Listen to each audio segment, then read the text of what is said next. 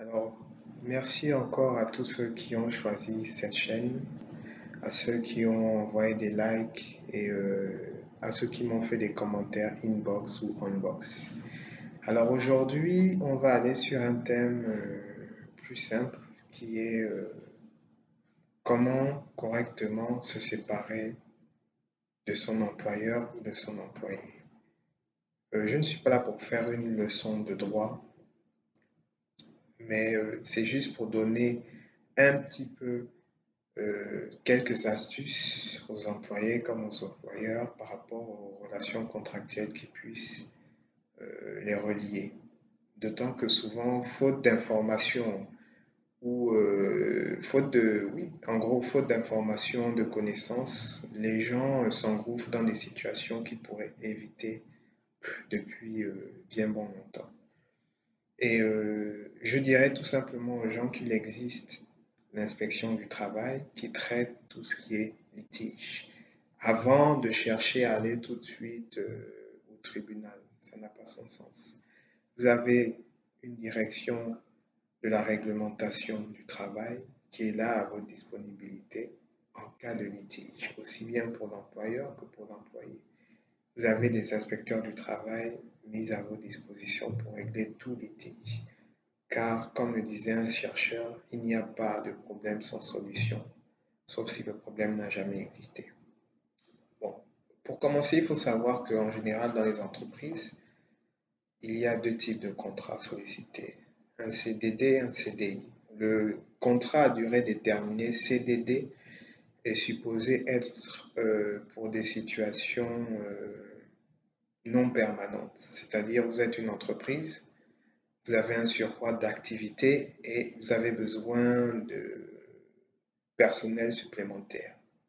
Vous allez faire signer à l'employé un contrat à durée déterminée en vous disant, OK, j'ai peut-être un chantier sur les 3 à 4 prochains mois. Je vous signe un contrat à durée déterminée sur les 6 prochains mois, renouvelable une fois et avant le passage en CDI éventuel. Donc, ce contrat stipule que voilà, on vous embauche à telle période avec une période d'essai. En général, en fonction des pays, la date peut être différente. Et une fois la période d'essai validée, voilà, vous êtes embauché en CDD jusqu'à telle date. Le CDI, c'est bon, vous travaillez en général dans une autre entreprise et puis vous avez une offre ailleurs. Vous décidez de postuler, on vous dit OK, au regard de votre expérience dans l'autre boîte, on va vous proposer un CDI, bien évidemment, avec une période d'essai.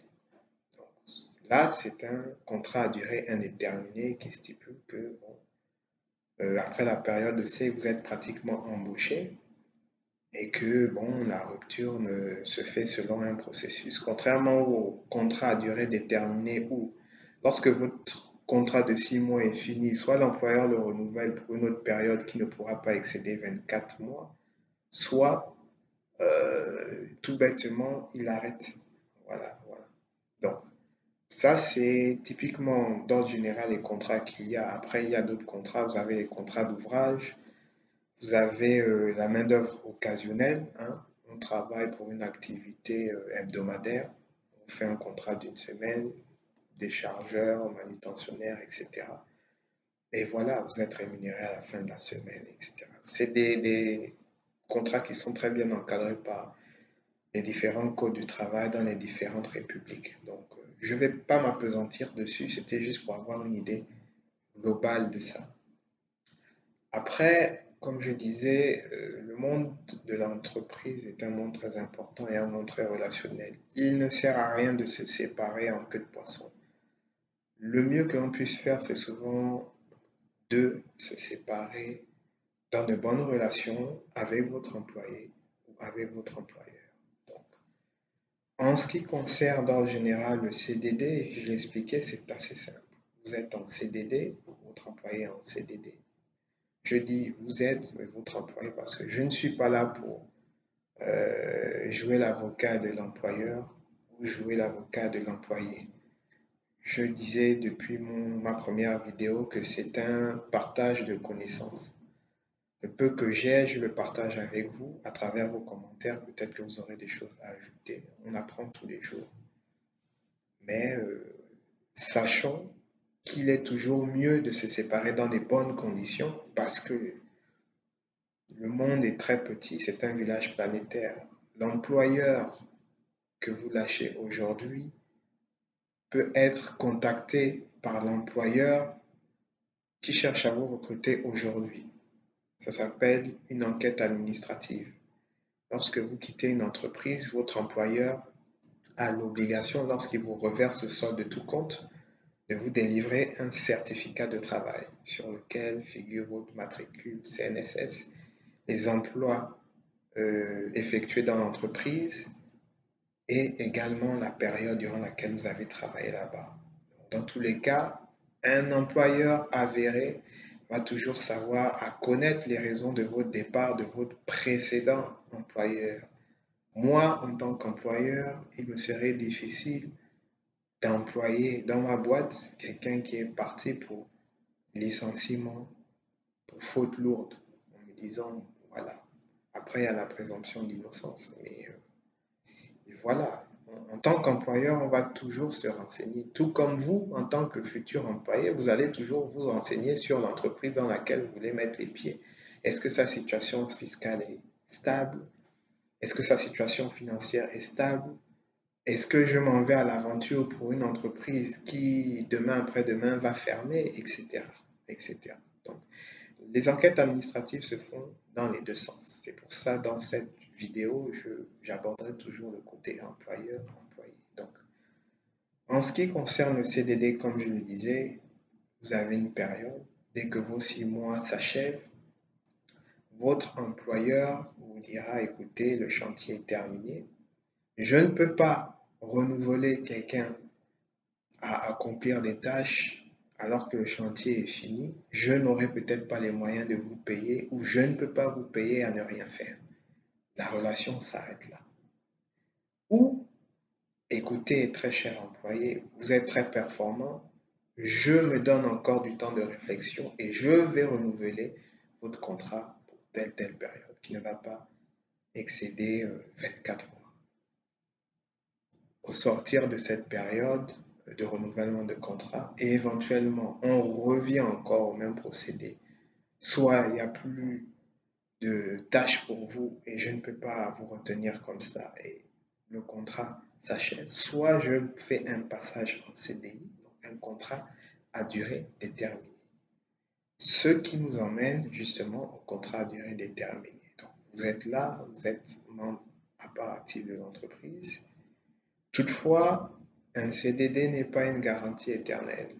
Il peut arriver que pour des raisons quelconques, indépendants parfois de notre volonté, il y a des facteurs externes que l'entreprise ne peut pas contrôler. Quand vous faites ce qu'on appelle le SWOT analysis, c'est ça, vous avez les strengths, les traits, les strengths, les weaknesses, les traits, et vous avez également les opportunities. Donc c'est SWOT, SWOT analysis. Donc strength, weakness, opportunity, threat.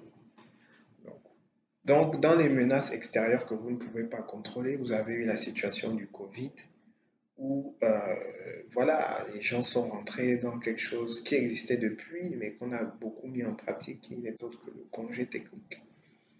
Certaines entreprises ont dû ne pas renouveler leur CDD, malheureusement. Donc, et puis, vous pouvez avoir des situations très simples. C'est que vous séparez de votre employeur, c'est pas le décès, ça peut arriver. Un accident arrive sur un chantier, vous décédez, ben, vous n'êtes plus là. Le départ en retraite, vous avez donné 35 ans de votre vie à une entreprise, vous avez commencé jeune et vous devez partir en retraite. Vous avez d'autres cas, le licenciement pour faute lourde ou faute grave. Quitte à l'employeur de démontrer qu'il s'agit vraiment d'une faute lourde. Une faute lourde, c'est vraiment une faute où voilà, vous avez intentionnellement mené des actions dans le but de nuire à l'entreprise. Un vol, un cambriolage organisé, un détournement de fonds, c'est une faute lourde. En 24 heures, c'est traité, vous êtes licencié. On ne rentrera pas dans les détails de tout le processus de licenciement. Sachant juste que on ne licencie pas comme on voit dans les films, tu es viré. Ça, au pays, il y a toute une procédure où on vous donne une convocation, un entretien préalable. Vous êtes écouté, soit seul, soit en présent, avec l'assistance d'un délégué ou d'un représentant.